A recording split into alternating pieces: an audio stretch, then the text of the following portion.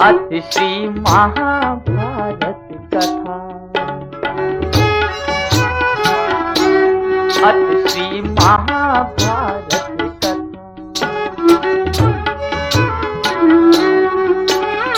कथा है पुरुषार्थ की, स्वार्थ की, परमार्थ की, सारथी जिसके बने श्री कृष्ण सेवा पार्थ की। शब्द भी घोषित हुआ सेवा धर्म सार्थ की, सारथी जिसके बने श्री कृष्ण सेवा पार्थ की। यदा यदा हि धर्मस्य ग्लानिर्भवति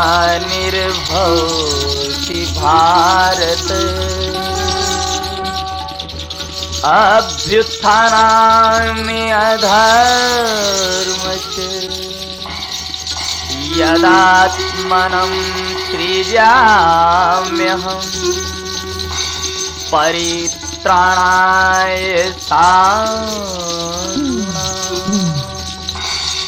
धर्म संस्थापनार्थाय संभवामि युगे युगे।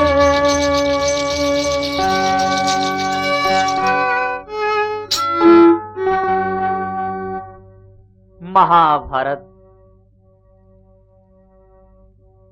पांडव और कौरवों के बीच 18 दिन का महायुद्ध चला और उस महायुद्ध में सत्यता का प्रतीक और जहां धर्म है वहां जीत है, अन्याय पर न्याय की जीत, अधर्म पर धर्म की जीत, यही महाभारत का प्रतीक है। पांडवों की विजय होने के बाद परीक्षित को राज तिलक हो गया। परीक्षित का राज तिलक तो हो गया, लेकिन धर्मराज युधिष्ठिर, भीम, अर्जुन, नकुल, सहदेव और द्रौपदी पूर्ण राज्य का सुख भोगने के बाद में अपने मन में विचार आया कि इस दुनिया के दलदल से निकल करके परमात्मा में विलय हो। यह विचार करके धर्मराज युधिष्ठिर अपने 5 भाइयों के सहित, महारानी द्रौपदी के सहित हिमालय की यात्रा पर चल पड़ते हैं। यही पांडवों की हिमालय यात्रा महाभारत का अंतिम मुखड़ा हम आपके सामने भेज रहे हैं यूकी कैसेट द्वारा, संगीत कथावाचक गोवर्धन जोशी की आवाज में।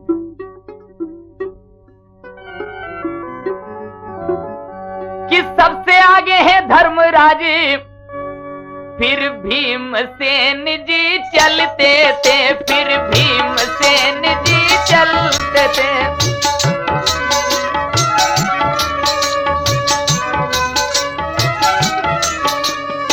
चले जा रहे हैं, सबसे आगे धर्मराज युधिष्ठिर है, पीछे भीमसेन है। किस क्रमवाही चलते हैं? फिर भीमसेन जी चलते थे, फिर भीमसेन जी चलते थे, पीछे क्रमशः श्री पार्थ नकुल, पीछे क्रमशः श्री पार्थ नकुल, सहदेव द्रौपदी बढ़ते।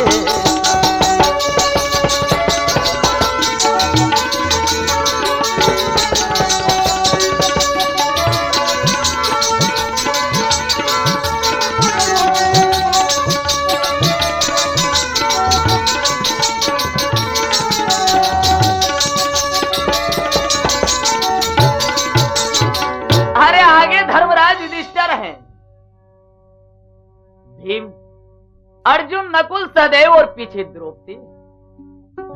हिमालय की यात्रा प्रारंभ हो गई है। चले जाते हैं, लेकिन कुछ ही आगे गए पवित्र जंगल की धरोहर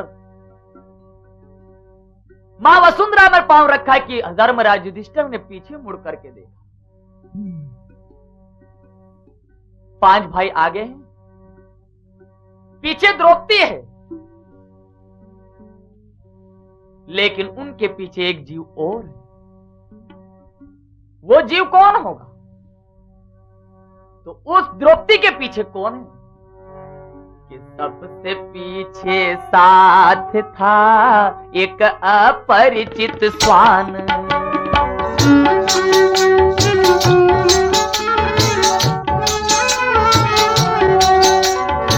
अपरिचित श्वान है। सबसे पीछे कुत्ता चला, वही कुत्ता धर्मराज युधिष्ठिर, भीम, अर्जुन, नकुल, सहदेव और द्रौपदी के पीछे कुत्ता चला जा। हिमालय की यात्रा प्रारंभ हो रही है। देखिए, सबसे पीछे साथ था एक अपरिचित श्वान, साथों ही बढ़ रहे थे पवन समान।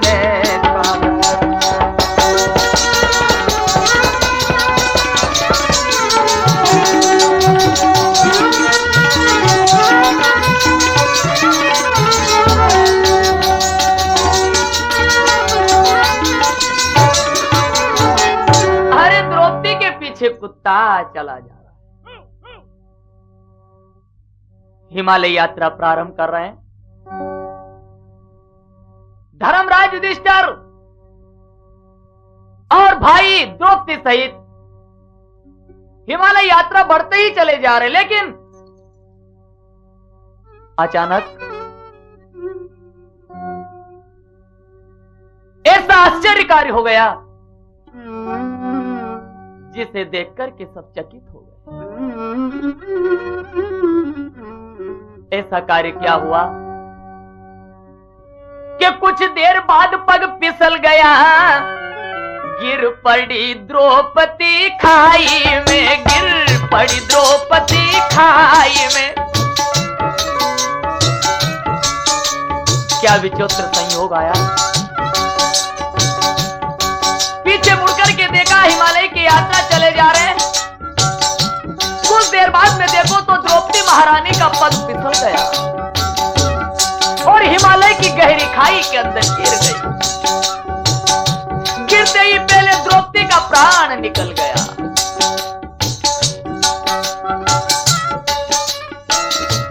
भीमसेन, अर्जुन, नकुल, सहदेव सब रुक गए, लेकिन धर्मराज युधिष्ठिर चलते ही चले जा रहे हैं। अरे द्रौपदी के मरने का उन्हें कोई दुख नहीं। क्यों? पग फिसल गया उस खाई में, पग फिसल गया उस खाई में। सुकुमारी हिम्मत हार गई, सुकुमारी हिम्मत हार गई पर्वत की कठिन चढ़ाई।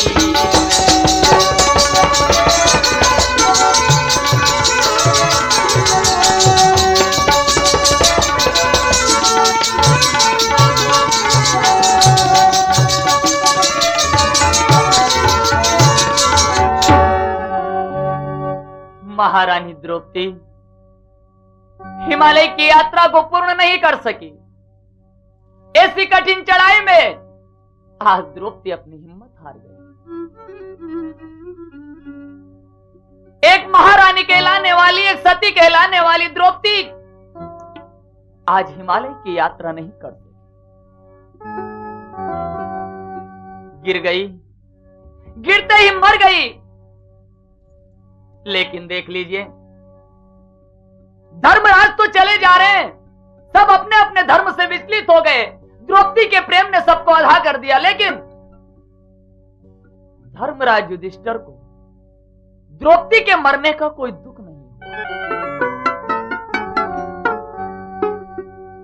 ऐसा क्या दुख था जो चार भाई घबरा रहे हैं और एक भाई को दुख नहीं हो रहा है, जबकि वो धर्मराज युधिष्ठिर की भी तो पत्नी है।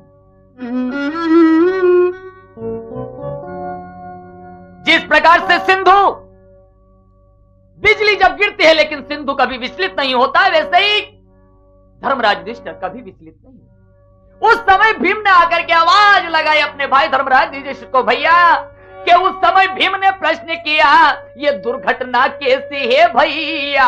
अरे सतवंती नारी होकर भी क्यों गिरी द्रौपदी है भैया?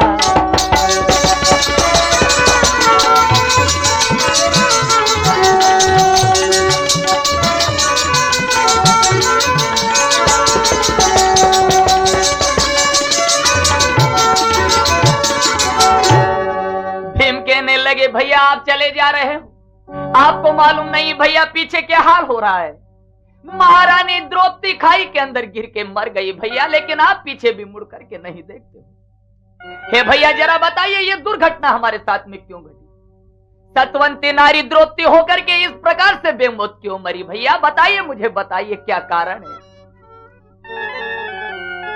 धर्मज्ञ युधिष्ठिर कहने लगे, भैया मरने दो, जो आया है उसे जाना है, फिर दुख क्यों? धर्मराज युधिष्ठिर कहने लगे कि धर्मज्ञ युधिष्ठिर बोल उठे, भैया गिर जाने दो उनको। थी सती द्रौपदी किंतु प्यार करती थी ज्यादा अर्जुन को।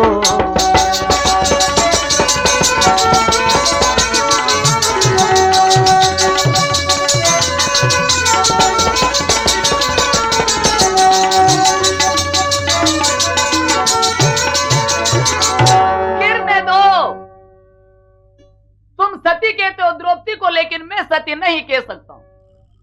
धर्म कर्म से वो सती थी, लेकिन उसके मन में भेदभाव भरा हुआ। आज 5 पति अपन द्रौपदी के कहलाते हैं, लेकिन फिर भी वही द्रौपदी जितना प्रेम अर्जुन से करती थी उतना प्रेम अपनों से नहीं करती थी। उसके मन में भेदभाव के आकर के आग फैली हुई थी, नफरत फैली हुई। वो जितना अपना सरताज, जितना अपना सुहाग अर्जुन को समझती, उतना अपने चारों को कुछ नहीं समझती। और आज यही पक्षपात का दिन, ये भेदभाव का दिन उसकी ये बेमौत दशा लेकर के आया है कि जो पक्षपात करती थी वे, उस पक्षपात का फल है ये। जैसी करनी वैसी भरनी, विधाता का नियम अटल है ये।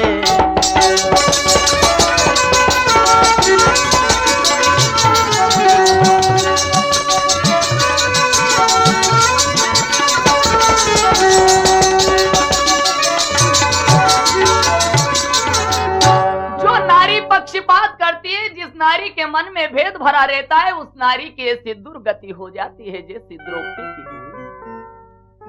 विधाता का तो अटल नियम है भैया, जैसी करनी वैसी भरनी। और आज यही कारण है कि द्रौपदी हिमालय की यात्रा पूर्ण नहीं कर सकी और खाई में गिर गई। धर्मराज युधिष्ठिर बढ़ते चले जा रहे, कुछ आगे बढ़े, छोटे भाई सहदेव भी गिर करके मर गए। अरे भीम ने फिर प्रश्न किया, भैया चलने के दम भरने वाले, चलने में हिम्मत को जताने वाले सहदेव भी खाई में गिर करके मर गए। भैया ये हमारे साथ कैसा अन्याय हो रहा है? अर्जुन भीम नकुल के आंखों में आंसू है अपने भाई के गिरने का, अपने भाई के मरने का, अपनी पत्नी द्रौपदी के मरने का, लेकिन धर्मराज युधिष्ठिर तो मुस्कुराते हुए चले जा रहे। धर्मराज युधिष्ठिर हंसते हुए कहने लगे कि बोले मुस्कुराकर धर्मराज, सब वे भव सपने हैं जैसा, सब वे भव सपने हैं जैसा,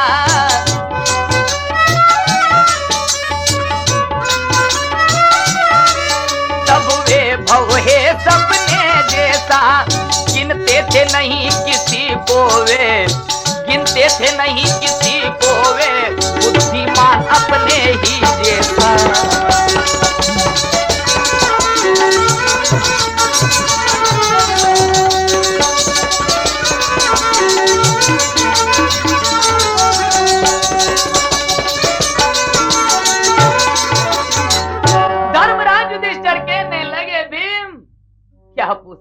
भाई के मरने का दुख सता रहा है। भाई के मरने का दुख मत करो भैया, मत करो। दुनिया में जो वैभव मिला ये सब एक सपने जैसा है, एक ख्वाब जैसा है। ये सदैव अपने आप को इतना बुद्धिमान समझते, इतना बुद्धिमान समझते थे कि जैसे अपने चार ही भाई मूर्ख हो, और ये सदैव बुद्धिमान। लेकिन कहा है कि परिणाम मूर्खता का जानकर अत्यंत बुद्धिमानी का है। अरे राजा हो या ऋषि कोई नीचा सर अभिमानी का है।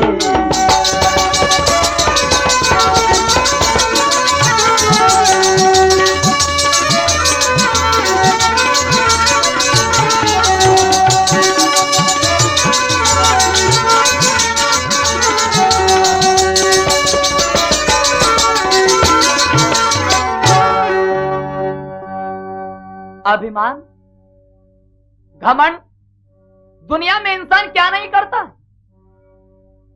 ऐसा तो कोई प्राणी, ऐसा कोई जीव नजर नहीं आता है जो ये कह दे कि मैं अभिमान रहित हूं। और किसी शायर ने तो यहां तक लिख दिया कि दुनिया में अभिमान कितने प्रकार के हैं। शायर ने लिखा है किसी को अनमत, किसी को धनमत, किसी को राज का मद है। एक अभिमान नहीं है, एक घमंड नहीं है, अनेक प्रकार के अभिमान है, अनेक प्रकार के घमंड। किसी को अनमत, किसी को धनमत, किसी को राजमत, किसी को विद्या का मद है। जिसको चढ़ गया ये राम नाम मद तो ये सभी मद रद है।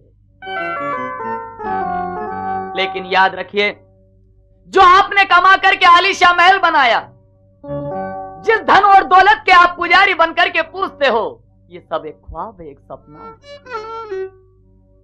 अंतिम दौलत तो वही बचेगा जो सिर्फ आपके पास में कर्म और सत्संग का।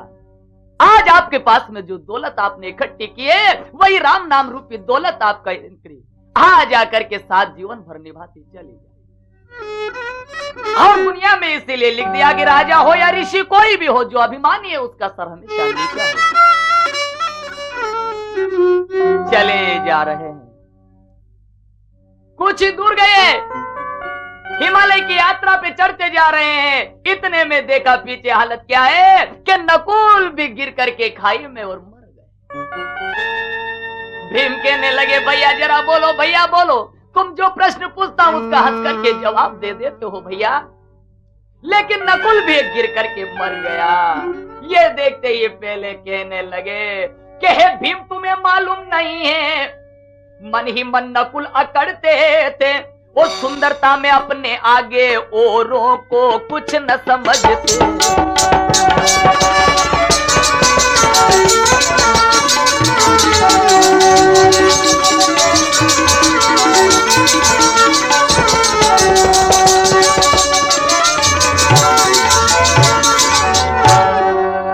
धर्मराज युधिष्ठिर नकुल के मरने का जवाब दे रहे हैं।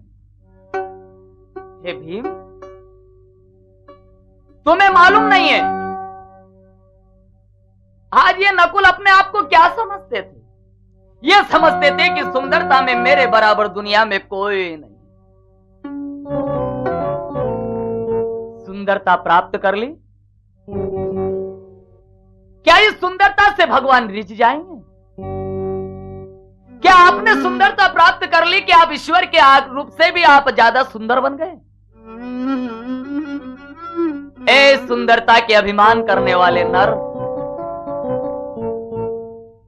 इस घटना को देख करके अपने आप की तरफ देख, फिर तुझे मालूम पड़ेगा कि सुंदरता का अभिमान कैसे अस्त हो जाता है। इसलिए धर्मराज युधिष्ठिर कहते हैं भीम को भैया कि गोरा हो या काला शरीर, देखो ऐसे गल जाता है, देखो ऐसे गल जाता है।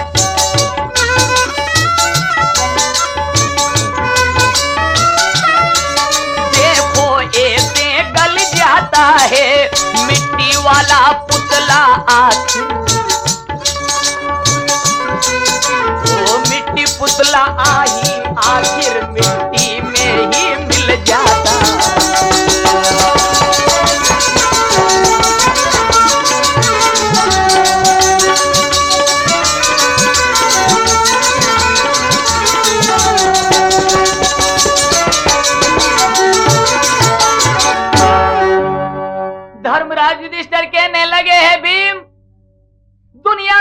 मानो गोरा हो या काला हो, लेकिन वो ऐसे गल जाता है। अरे गोरा काले का अभिमान करने वाले, तू अपने आप के शरीर को देख ले, तू गोरा है, सुंदर है, लेकिन काय का बना हुआ है? तू उस मिट्टी का बना हुआ है रे। एक दिन तू उसी मिट्टी में गल जाएगा। काय का अभिमान करता है? तेरा शरीर भी तेरा नहीं है, फिर तू अभिमान किस दौलत का करता? तू अभिमान किस काया का करता, किस सुंदरता का करता? गोरा हो या काला, वो इंसान ऐसे ही मिट्टी में मिल जाता है। धर्मराज युधिष्ठिर चले जा रहे हैं। आगे देखा, एक घटना और घट गई। वो घटना तो विचित्र ही थी कि अर्जुन भी जब गिर पड़े, भीम कर उठे हाय।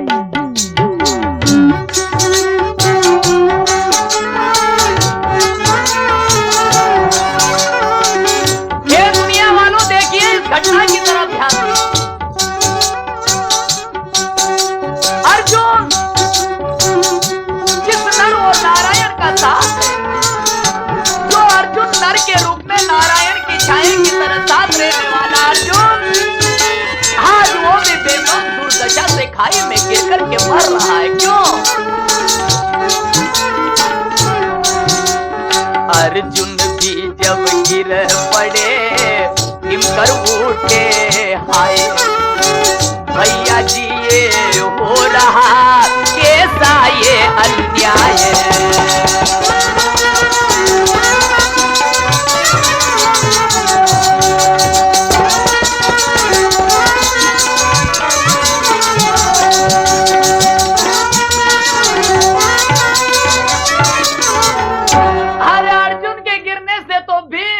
बेहोश हो गया। अर्जुन का गिर करके मरना ये कोई मामूली घटना नहीं है। अर्जुन का इस दुर्दशा से मरना ये तो अनेक प्रकार की शंकाओं को जन्म देने वाला विषय बन गया। अर्जुन जो नारायण अर्थात भगवान श्री कृष्ण की छाया की तरह साथ रहने वाला अर्जुन, आज अगर उसकी ऐसी दुर्दशा हो जाए तो फिर आज का नर क्या कर सकता है? भीम कहने लगा, भैया अर्जुन के इस तरह से मरने का उपाय क्या है? कारण क्या है भैया? इसका कारण क्या है मुझे बताइए। क्या हमारे साथ में आकर के ये अन्याय हो रहा है? बोलो भैया बोलो, ये क्या कारण है? तो धर्मराज युधिष्ठिर कहने लगे, मत फिक्र करो भीम। द्रौपदी गई, सहदेव गया, नकुल गया, और आज अर्जुन भी चला गया। जब सभी जाने वाले हैं तो फिर यहां रहने वाला कौन? अरे दुख तो उसे करना चाहिए जो दुनिया में अजर अमर रहने वाला, उसे दुख होना चाहिए कि वास्तव में सब चले गए और वो बच रहा। लेकिन तू और मैं भी तो सब जाने वाले हैं, फिर इस घटना पर दुख क्यों? समझाने लगे और कहने लगे, सुनो, अर्जुन के आज इस प्रकार से दुर्दशा से मरने का कारण एक है भीम। क्या अभिमान धनंजय को भी था कि मुझ सा न वीरवर है कोई, जैसा मैं हूं इस दुनिया में ऐसा धनुधर है नहीं कोई।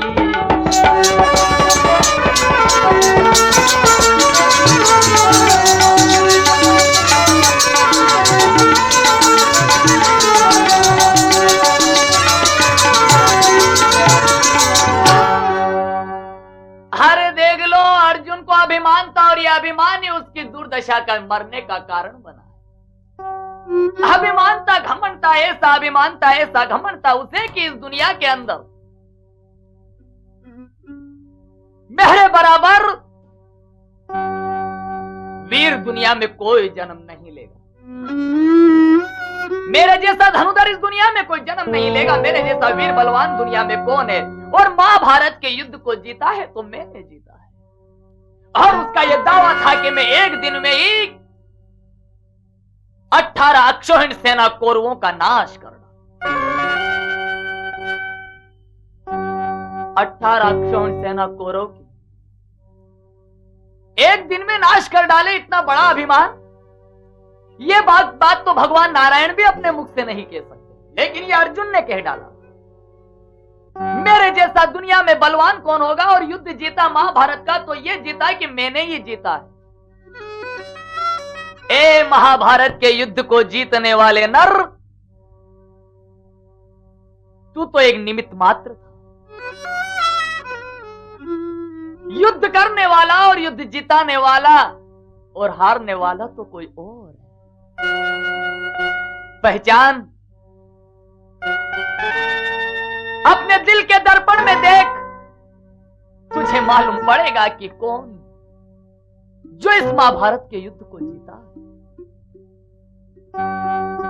आज दुनिया में जो इस प्रकार का अभिमान करता है, घमंड करता है, एक दिन उसकी यही दुर्दशा हो जाती है जैसे वीर अर्जुन की हुई है। यह देखते ही बढ़ते चले जा रहे हैं, हिमालय की यात्रा प्रारंभ कर रहे हैं। अरे चलते ही जा रहे, बढ़ते ही जा रहे, लेकिन एक घटना और घट गई। क्या कि भीमसेन का भी गिरा आखिर देह विशाल।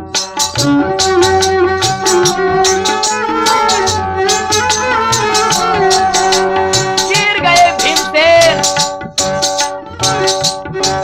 इतने बड़े योद्धा, आज वो भिखाई के अंदर गिर गए। इतना विशाल शरीर वाला भीम वो भिखाई में गिरकर के मर गया। क्यों मर गए, क्या कारण है? भीम मरते मरते आवाज लगा दी, भैया मेरे मरने का कारण क्या है? भैया मेरे मरने का कारण क्या है? का भी गिर गया आखिर देह विशाल। भैया मैं क्यों गिर पड़ा, बोले वो तत्काल।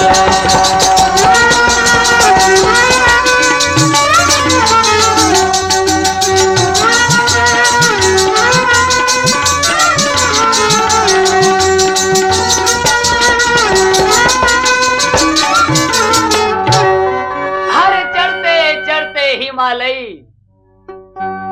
पर्वत को भीम बिहार गए और भीम भी उसी प्रकार खाई में गिर करके मर गए। गिरते गिरते भीम ने आवाज लगाई, भैया जो भाई मरे, जो महारानी द्रौपदी मरी, इनके मरने का कारण आपने बता दिया, लेकिन मेरे मरने का कारण क्या था भैया, मुझे भी बता दो। अरे गिरते गिरते मरते मरते आवाज लगाई तो धर्मराज युधिष्ठिर कहने लगे, पतन और उत्थान इसमें तो कर्म का हाथ है। ये पतन और ये उत्थान इंसान अपने हाथों से ही करता। धर्मराज युधिष्ठिर कहने लगे, भीम तेरे को मरने का कारण है तो सिर्फ एक है, और वो क्या है कि छुपकर औरों से ठूस ठूस तुम भरते रहे थे उधर अपना। अरे भोजन ही को जीव तुमने समझाता जीवन भर अपना।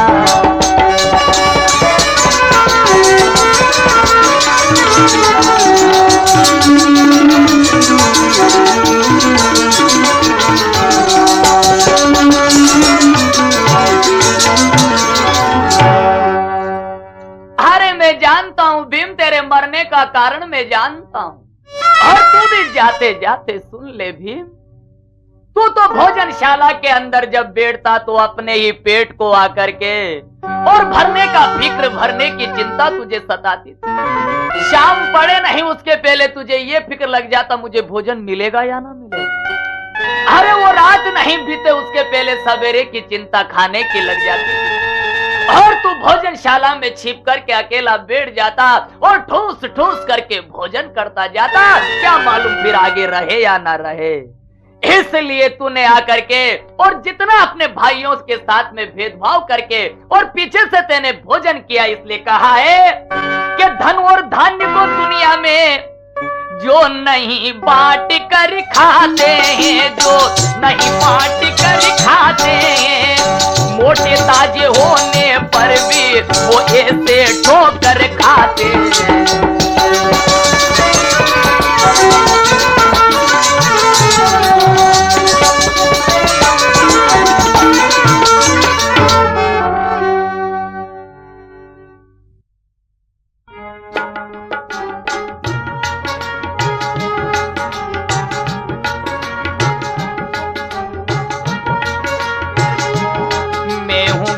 गोवर्धन जोशी लोट खेड़ी वाला, मैं हूँ गोवर्धन जोशी लोट खेड़ी वाला। म्यूजिक सेंटर मंदसौर में मिलेगा या कैसेट मारी युकी की कैसेट ले जा रे काका, कैसेट ले जा रे ए काका, कैसेट ले जा रे दादा, कैसेट ले जा रे ओ बेड़ा, कैसेट ले जा रे युकी की कैसेट ले जा रे। देख लीजिए भीम तो आकर के गिर करके मर गया। धर्मराज युधिष्ठिर कहने लगे भीम दुनिया के अंदर कहां है धन और धान्य, हिल मिलकर के बांट करके खाना ही सच्ची मानवता है।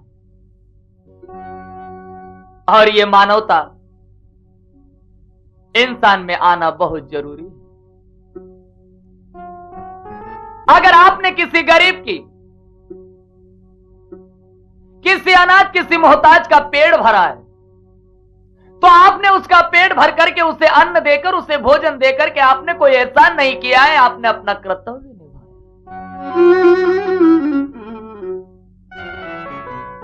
एक भाई दूसरे भाई का दुखड़ा दूर करता, वो एहसान नहीं करता है। उसने एक भाई भाई का धर्म दुनिया को बताया। लेकिन भीम, तुझे तो दुनिया के अंदर एक ही चिंता थी भीम, कि फिर मुझे मिले या ना मिले,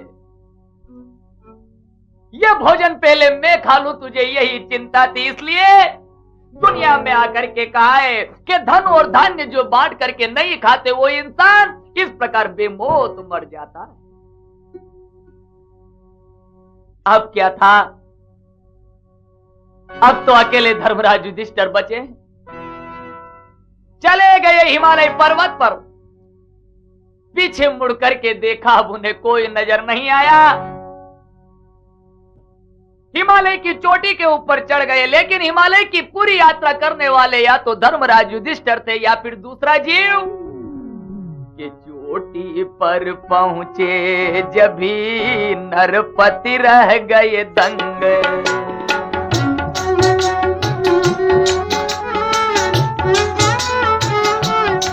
अरे देख लीजिए, हिमालय के पर्वत की चोटी पर पहुंच गए धर्मराज युधिष्ठिर और एक आश्चर्यचकित दृश्य देखकर के चकित रह गए। वो दृश्य क्या था? द्रौपदी के पीछे जो कुत्ता लगा हुआ था, जिस हिमालय की यात्रा को भीम, अर्जुन, नकुल और सहदेव और द्रौपदी पूरी नहीं कर सके, आज उस कुत्ते ने हिमालय की यात्रा पूरी कर ली।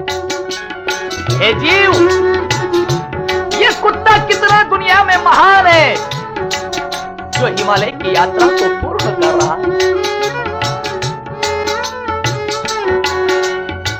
चोटी पर पहुंचे जभी नरपति रह गए दंग।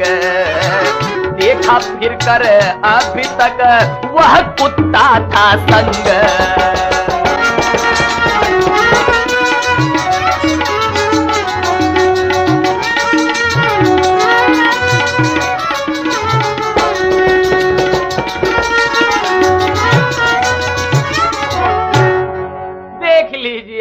अरे धर्मराज युधिष्ठिर ने देखा ये कुत्ता कितना धर्म पर है, कितना कर्म पर है, कितना वफादार है, जो आज मेरे भाई भीम, अर्जुन, नकुल, सहदेव और द्रौपदी हिमालय की यात्रा को पूर्ण नहीं कर सके। आज इस कुत्ते ने, ये कुत्ता कितना महान है।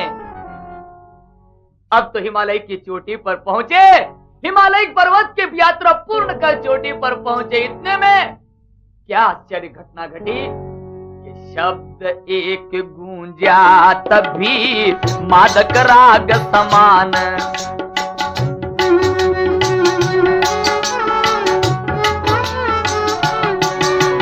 बड़ा भारी शब्द गुंजायमान हो रहा है, गगन मंडल से बड़ी आवाज आ रही है। और वो आवाज क्या थी?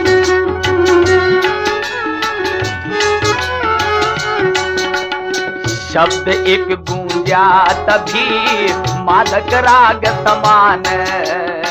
उतरा सहसा वहां पर एक सुरम्य विमान।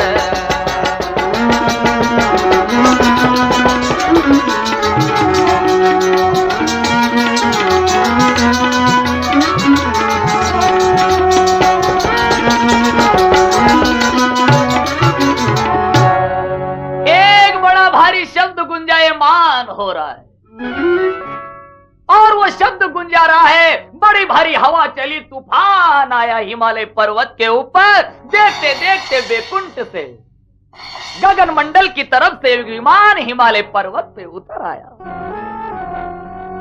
धर्मराज युधिष्ठिर का स्वागत करने के लिए, धर्मराज युधिष्ठिर को बेकुंठ नगरी में लेने के लिए कोई यमराज नहीं आए, कोई धर्मराज नहीं आया उन्हें लेने के लिए। खुद देवताओं का सरताज देवाधिदेव सुरेंद्र इंद्र पधारे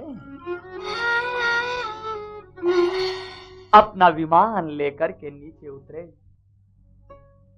और धर्मराज युधिष्ठिर के चरणों में प्रणाम किया। कहने लगे, हे नाथ, मैं स्वर्ग का अधिपति देव देवेंद्र आज इंद्र हूं और मैं इस स्वर्ग से आपको लेने के लिए ये विमान लेकर के आया हूं कि क्या स्वर्ग लोक क्या ब्रह्म लोक है। चहुदिश हो रही बढ़ाई है, चहुदिश हो रही बढ़ाई है महाराज।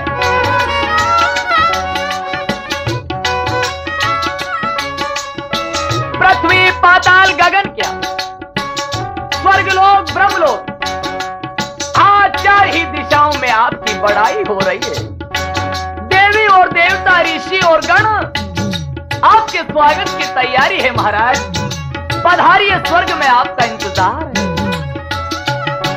चहुदिश हो रही बढ़ाई है, चहुदिश हो रही बढ़ाई है। संपूर्ण देवता ऋषि मुनि गण, संपूर्ण देवता ऋषि मुनि गण ये कहते तुम्हें बधाई है।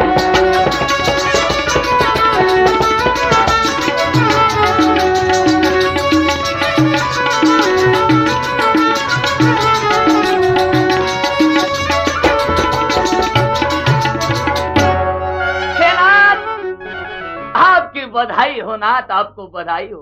देवता ऋषि मुनि और गण और देवता आपके स्वागत की तैयारी में खड़े हुए हैं। विमान में सुखपूर्वक शोभायमान होकर के और आप स्वर्ग में प्रस्थान करें। इंद्र की वाणी को सुना, इंद्र की वाणी को सुनकर के और धर्मराज कहने लगे,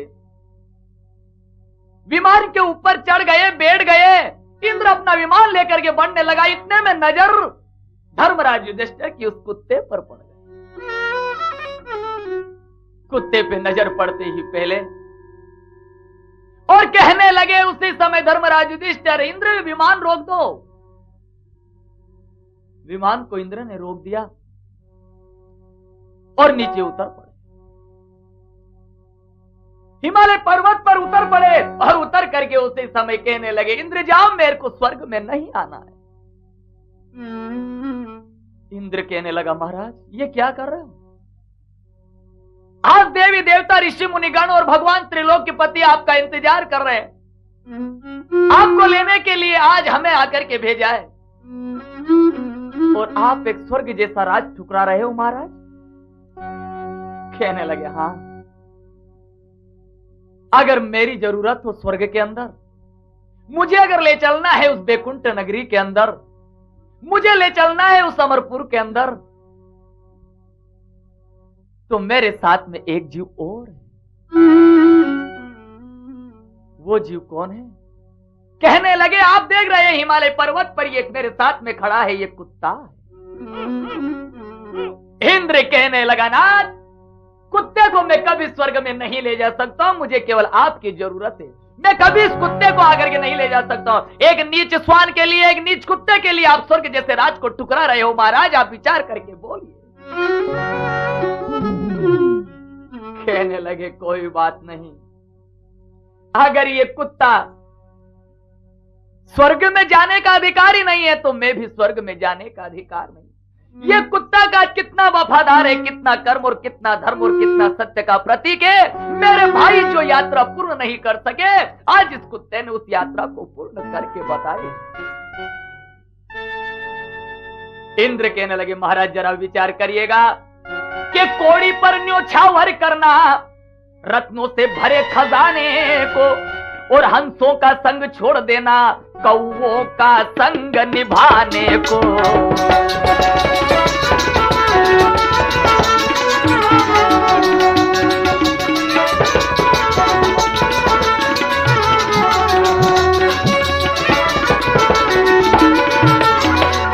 वाह महाराज वाह, कोड़ी के ऊपर आप अपने खजाने को न्योछावर कर रहे हैं, हंस का संग छोड़ करके कौवे का संग कर रहे हो। यह कोमलता अद्भुत है, क्या धरा है इस कोमलता में। भावुकता अच्छी भी हो तो चाहिए ना आपको भावुकता में महाराज। एक नीच कुत्ते के लिए आप हंसों का संग छोड़कर इस कौवे के लिए भटक रहे हो। क्या अनुरोध इंद्र ये करता है, सोचिए समझिए राजेश्वर, ये नीच स्वान के हेतु आप सुर पर ना त्यागिए राजेश्वर।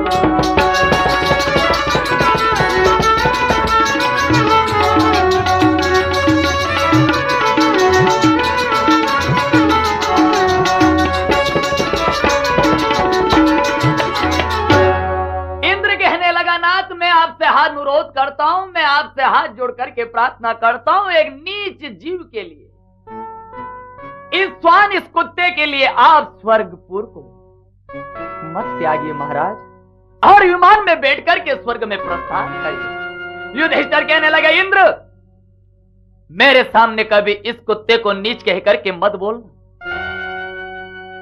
इंद्र अगर तू देखे तो दुनिया में देख के नीच ये कुत्ता है, या फिर तू अपने आप को देख के नीचता किसके अंदर। इंद्र अगर तू ये कहे तो नीच की गाली देने का इंद्र तुझे कोई अधिकार नहीं है, क्योंकि ये दुनिया भली भांति तुझसे परिचित है। तू वही इंद्र है जो गौतम नारी अहिल्या को छलने वाला है। कुत्ते के विषय में तो कबीरदास जी ने लिखा है, कुत्ता कितना महान है इस दुनिया में। कामी कुत्ता 30 दिन अंतर हो उदास, कामी नर कुत्ता सदा 6 ही ऋतु 12 मास। कामी कुत्ता 30 दिन, कुत्ता 1 महीने की गृहस्थी निभाता है, और यह आदमी अपने आप को नर कहलाने वाला, अपने आप को मानवता का प्रतीक बताने वाला, ये कामी नर कुत्ता सदा 6 ही ऋतु 12 मास ये ब्रह्मचर्य का पालन कभी नहीं करता। कबीरदास जी ने कुत्ते की इतना महान बना दिया कि जो 1 महीने की गृहस्थी निभा करके दुनिया में ब्रह्मचर्य का पालन करता, ये नर से भी कितना महान है, और तू इंद्र होते हुए कुत्ते की पहचान नहीं कर सकता। इसलिए कहते हैं कि परमात्मा के है अंश सभी जितने भी भूतात्माएं हैं, वो जगदीश्वर है ज्योति पुंज घट घट उसकी छायाएं।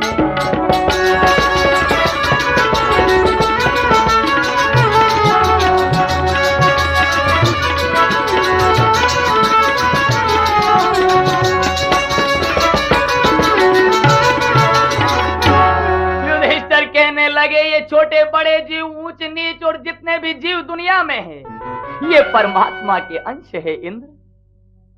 ये जितने भी जीव हैं ये सब भगवान की, आज आकर के भगवान खुद स्वयं अपने आप में ज्योति पुंज है, और ये उनकी छाया है। ये छुआछूत, ये ऊंच नीच केवल संकीर्ण भावना है। पर्दे में इसके पीछे छिपी हुई मानव की स्वार्थ साधना है। ये छोटा है, ये बड़ा है, देख लो ये दुनिया में बड़े बड़े लोग, दुनिया में जो भी अपने नजर आते हैं, ये दुनिया के बड़े लोग हमेशा गरीबों से खेलते चले आए। ये अपना स्वार्थ सिद्ध करने के लिए इन्हें गेंद बना करके खेलते आए हैं। इसलिए दुनिया में कहा कि कितना भी पर के आप मुझे पग पीछे नहीं हटाऊंगा, पग पीछे नहीं हटाऊंगा। अरे जाऊंगा स्वर्ग लोक को तो, जाऊंगा स्वर्ग लोक को तो इस कुत्ते के संग जाऊंगा।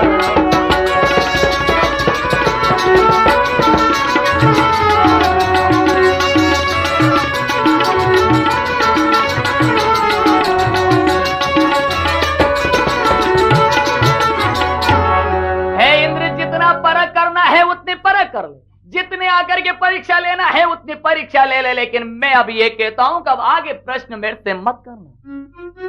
और मैं तुम्हें साफ जवाब देता हूं, अगर मैं स्वर्ग को जाऊंगा तो इसलिए आकर के मेरे मित्र कुत्ते के संग जाओ।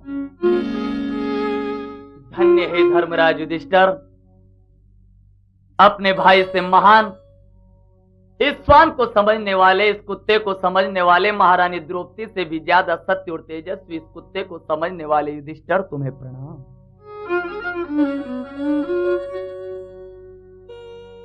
इंसान अपने आप को पहचाने तो उसे दूसरे की पहचान हो सकती है, और जब स्वयं आदमी अपने आप को नहीं पहचाने तो वो परमात्मा के बनाए हुए जीवों की क्या पहचान करेगा। इसलिए दुनिया में कहा है इंसान तू पहले अपने आप को देख कि मैं कौन हूं, फिर तुझे दुनिया नजर आए। और जो अपने आप को नहीं पहचान सके वो ईश्वर की माया से बहुत दूर है। अपने आप को पहचानने के लिए मां के नाम की, बाप के नाम की और गांव के नाम की जरूरत नहीं होती। अपने आप की पहचान करने के लिए धन और धान्य की जरूरत नहीं होती। अपने आप को पहचानने के लिए आत्मचिंतन की जरूरत होती। इसलिए देखा, कहने लगे चले जाओ, ये कहते ही और धर्मराज युधिष्ठिर कुत्ते के पास बैठ गए। लेकिन देखा तो कुत्ता कहां है, वो तो कोई और था। कौन था कि बोला वह मैं धर्म हूं, समझो मुझे ना अन्य।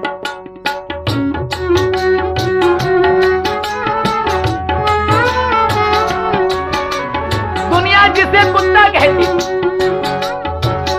वो कुत्ता नहीं था, वो स्वयं धर्म था। धर्म अवतार लेकर आया कुत्ते का। भगवान कौन से रूप में, कौन से भेष में आपको मिल जाए, आप कैसे कह सकते हो ये कुत्ता भगवान बन करके आ सकता। अरे एक धर्म कुत्ता बन करके चला आया था धर्मराज युधिष्ठिर की परीक्षा लेने के लिए। अब तो सामने देखा वह कुत्ता नहीं, वहां तो धर्म खड़ा हो गया मानव के रूप में, और वो धर्म कहने लगा हाथ जोड़ के, महाराज बोला वह मैं धर्म हूं, समझो मुझे ना अन्य। धर्म परीक्षा हो चुकी, धर्मराज है धन्य।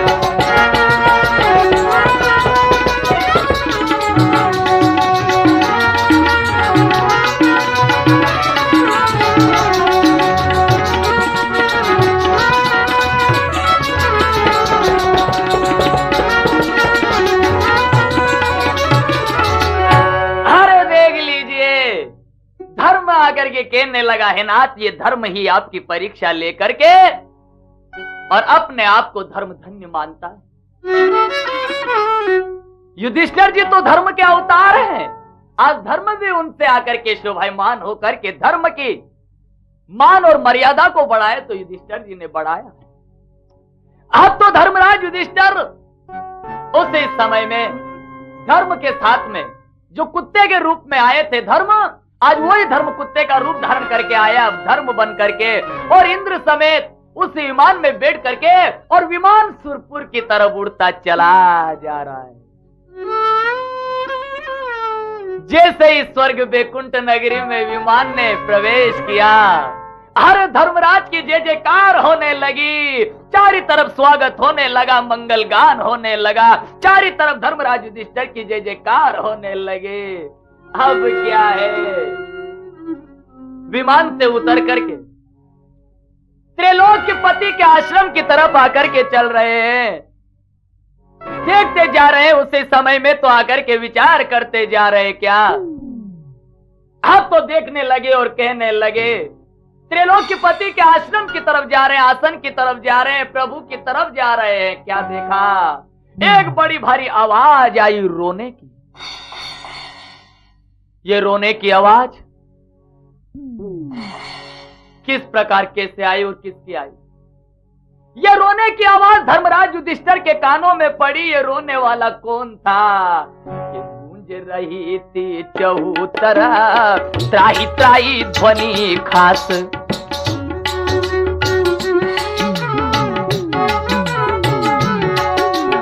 अरे धर्मराज युधिष्ठिर चले जा रहे हैं, रोने की आवाज उनके कानों में आ रही है उस करुणा की आवाज ने उनके कदम को रोक दिया, उनके पांवों को रोक दिया, वो आगे नहीं बढ़ सके। ये रोने की आवाज किसकी थी?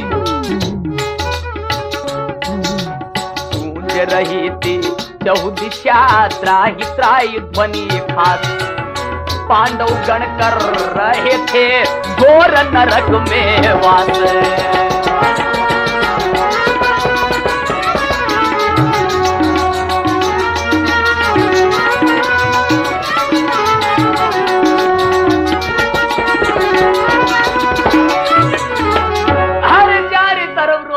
करुणा आवाज आ रही है। यह करुणा आवाज जब रोने की आज सुने, युधिष्ठिर जी के पांव वहीं रुक गए।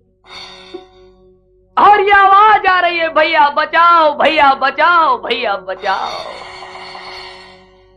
आवाज आई। यह देख करके ये रोने वाले कौन थे, ये आवाज लगाने वाले कौन थे? ये भाई भाई को पुकारने वाले कोई और नहीं थे, ये धर्मराज युधिष्ठिर के भाई पांडव थे, जो नरक में वास कर रहे हैं। भीम, अर्जुन, नकुल, सहदेव और द्रौपदी नरक में पड़े हुए नरक की यातनाएं भुगत रहे। देख लीजिए, नरक भोग रहे हैं कौन? वो भीम, जो आज आकर के दुनिया में एक शंकर का अंश कहलाने वाला, पवन का अंश कहलाने वाला भीम नरक में। अर्जुन, नकुल और सहदेव और द्रौपदी आज नरक की यातना ये भुगत रहे हैं। धर्मराज युधिष्ठिर ने आकर के ये देखा, कहने लगे इंद्र रुको, ये रोने की आवाज कौन है? मुझे मालूम पड़ रहा है ये भीम की आवाज, ये अर्जुन, नकुल, सहदेव और ये द्रौपदी की आवाज है जो मुझे नहीं जाने दे रही है। इसलिए मुझे भी वहीं ले चलो जहां मेरे भाई पड़े हुए। इंद्र कहने लगे, नाथ आप ये क्या कर रहे हो?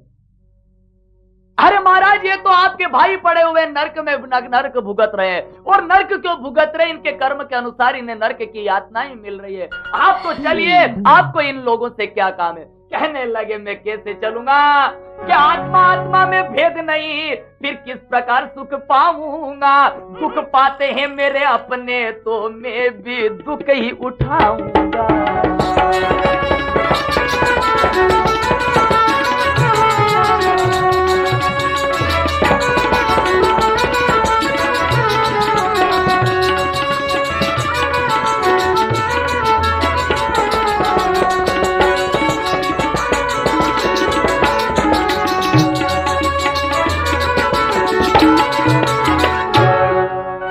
आत्मा में भेद नहीं है।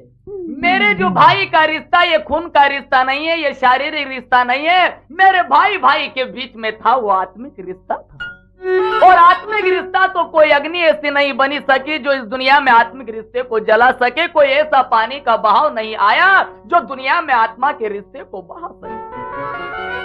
अगर मेरे अपने दुख पाते हैं तो मैं कैसे दुख उठाऊंगा? मैं भी दुख ही उठाऊंगा। इसलिए इंद्र कि जाकर कह दो त्रैलोक्यपति से, अब मैं स्वर्ग को नहीं जाऊंगा। अरे मेरे आत्मीय जहां पर है जीवन में वहीं बिताऊंगा।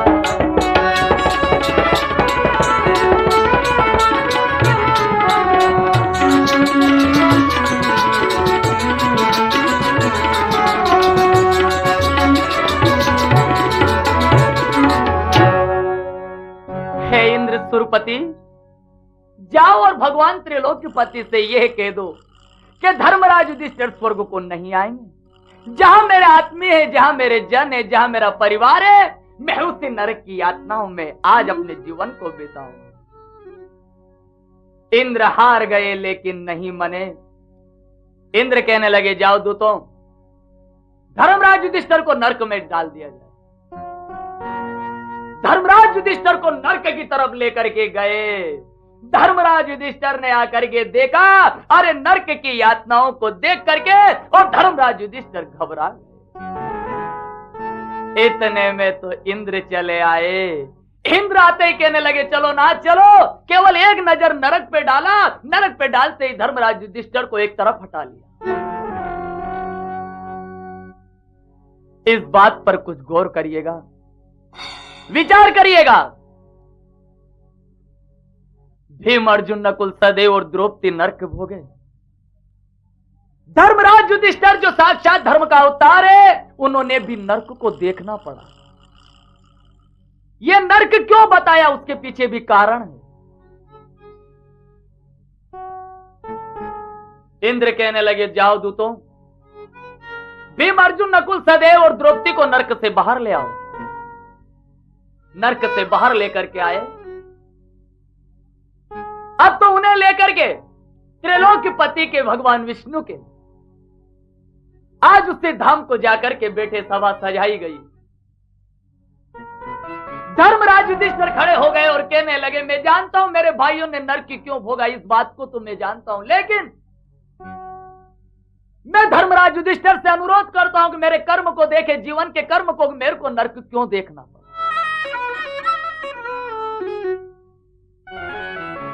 धर्मराज खड़े हो गए, खड़े होकर कहने लगे, युधिष्ठिर तुम्हें भी नरक देखना पड़ा जीवन के अंदर, क्यों?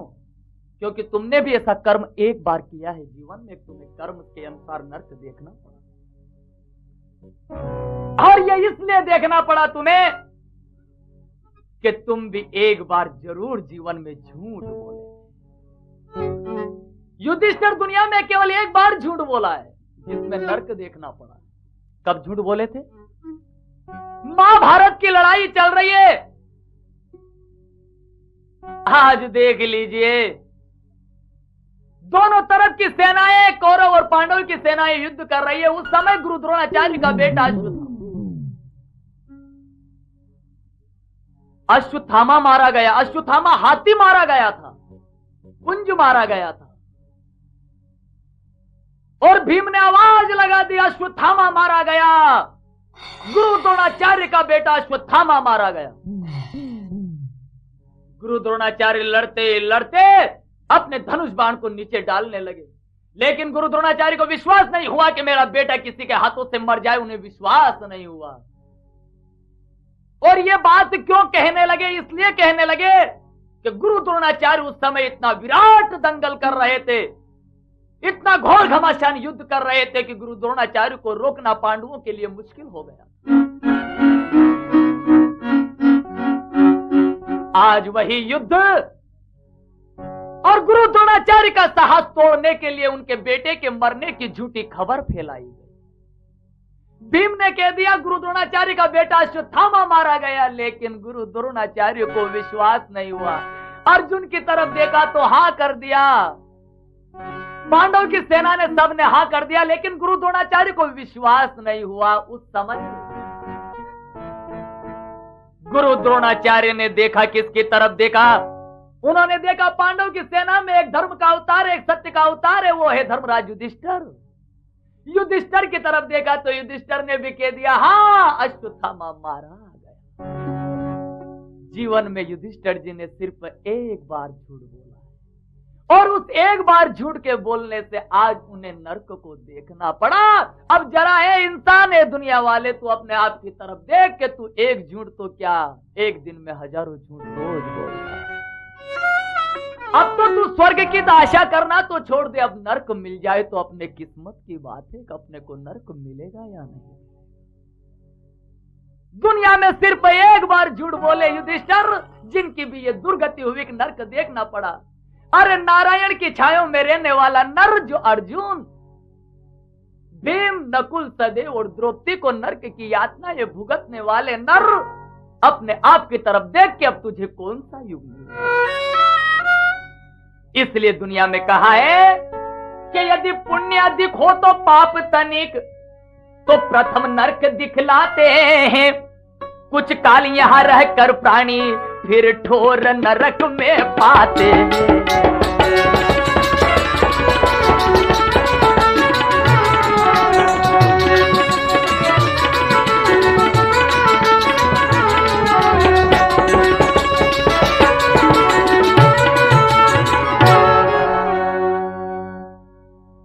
अगर ज्यादा पाप हो और पुण्य अगर कम होवे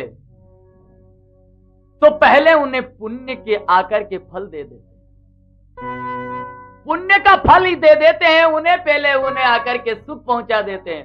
और पाप अगर जाता हो तो पहले पुण्य का काम करके और फिर उन्हें नरक में डाल दिया जाता है। ज्यादा हो पाप पुण्य हो कम तो पुण्य प्रथम भुगवाते हैं, कुछ काल स्वर्ग में रख करके उसे नरक के अंदर पहुंचाते हैं।